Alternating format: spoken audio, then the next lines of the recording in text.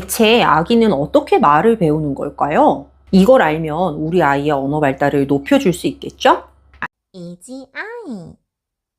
안녕하세요. 이지아이 이지쌤입니다. 오늘은 여러분께 아이가 어떻게 말을 배우게 되는지에 대해 알려드릴 거예요. 우리도 분명 어릴 적에 말을 배웠으니 지금 이렇게 대화를 나눌 수 있는 거겠죠? 그런데 막상 생각해보면 이걸 어떻게 배웠다기보다는 자연스럽게 됐다고 생각하는 분들이 많으실 거예요. 그러다 보니 우리 아이의 언어 발달도 자연스럽게 되는 것이 당연하다는 느낌이 드실 수 있어요. 그런데 그렇지 않다 보니 답답할 때가 많습니다. 오늘 이지쌤의 영상을 보시면 여러분들은 이걸 아실 수 있어요. 첫 번째, 아이가 말을 배우는 게 생각보다 어렵고 필요한 준비물이 많다는 것. 그걸 오늘 조금 와닿게 느끼신다면, 두 번째, 내가 우리 아이를 대할 때 대충 대하면 안 되겠구나 하는 생각이 자연스럽게 뒤따라오실 거예요. 그리고 세 번째, 그럼 이걸 어떻게 해줘야 하느냐까지 얻어가실 수 있어요. 그럼 바로 시작합니다. 자, 우리 아이들은 대체 어떻게 말을 배우느냐? 정확하게 언어를 배운다는 건 단순한 소리 수준을 넘어서는 거예요. 즉, 이 소리가 뭉쳐져서 어떤 의미를 지니는 이 단어라는 것 자체를 알게 된다는 거거든요. 어린아이의 언어 발달에서 첫 번째 핵심은 아이가 단어라는 걸 알게 되는 거예요. 그리고 그 숫자가 많아지는 겁니다. 어른인 우리도 아이를 볼 때 이런 점에 중점을 두잖아요. 지금 우리 아이가 몇 개월인데 아직 엄마 소리를 한다, 못한다. 또 우리 아이가 몇 개월이 됐는데 말하는 단어가 몇 개 정도밖에 안 된다. 이런 거예요. 우리나라의 교육 프로그램인 EBS에서 아기들을 대상으로 연구를 진행한 적이 있었어요. 아이에게 말소리를 들려주는 연구였는데요. 아주 어린 아이에게 영어 발음의 L 소리와 R 소리를 들려주는 연구였거든요. 그런데 이 연구 결과 아주 어린 아이도 이 두 가지의 소리가 다르다는 걸 알았다는 거예요. 언어를 배우는데 핵심은 듣고 받아들이고 이해하는 것에서 시작해요. 이렇게 아이가 우선 소리가 다르다는 것을 인지하는 것이 첫걸음입니다. 그리고 EBS 연구에서 조금 더 큰 아기, 12개월이 넘은 아기들에게 또 실험을 해봤어요. 아기가 난생 처음 들어보는 단어를 들려주는 실험을 했는데 그 처음 듣는 단어를 몇 분 들은 아기는 그걸 금세 단어로 인식을 하고 단어가 아닌 소리들과 구분을 했다는 거예요. 이런 거죠. 제가 여러분들에게 소리를 들려드릴 테니까 잘 한번 들어보세요. 강아지, 고양이, 사자, 캥거루. 자, 여러분, 방금 제가 낸 소리가 어떻게 들리셨어요? 강아지, 고양이, 사자, 캥거루 이렇게 들리셨죠? 혹시 제가 낸 소리가 강아지고, 양이사, 작캥거루 이렇게 들리신 분 계세요? 아마 없을 겁니다. 우리는 머릿속에 이미 방금 들었던 소리 속에 포함된 단어에 대한 개념을 가지고 있고 또 살면서 이 단어들을 많이 들어왔기 때문에 제가 한 글자씩을 똑같은 속도로 말해도 여러분들은 단어별로 그걸 끊어서 듣고 이해가 되신 거예요. 아기도 이렇다는 것이죠. 엄마가 처음에 아기에게 말을 길게 들려주면 아이에게는 이게 쏠라쏠라쏠라쏠라쏠라 이런 식으로 들려요. 그런데 누워서 엄마의 목소리를 많이 들어온 아기는요. 머릿속에서 언어 능력이 발달하기 시작하면서 이걸 쏠라쏠라쏠라가 아니라 어느 순간부터 의미별로 끊어 들을 수가 있게 되는 것이죠. 그리고 그 끄는 것들이 뜻이 있다라는 것까지 아이가 알게 되어요. 그게 바로 단어죠. 어린 시기부터 아기에게 많이 말을 들려줘야 한다. 근데 그 말이 너무 길고 복잡하면 된다, 안 된다? 안 된다는 겁니다.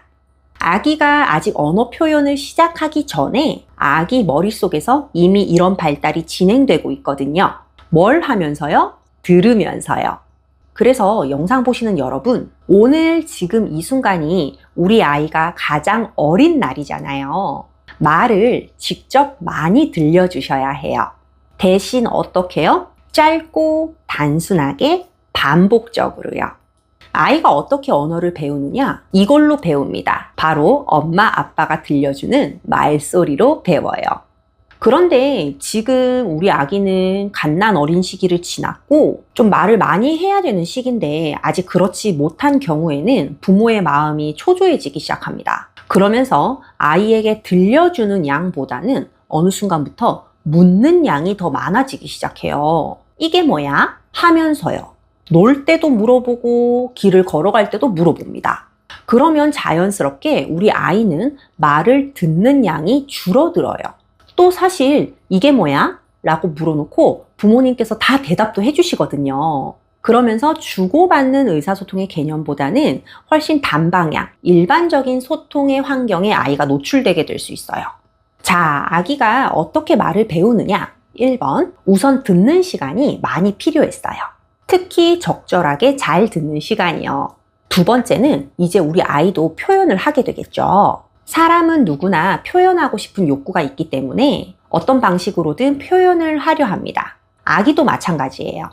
처음 시기 때 들었던 것을 바탕으로 자발적으로 어느 순간 표현을 하기 시작합니다. 그런데 이게 처음부터 잘 될까요? 당연히 안 됩니다. 그래서 옹알이라는 시기를 거치게 되어요.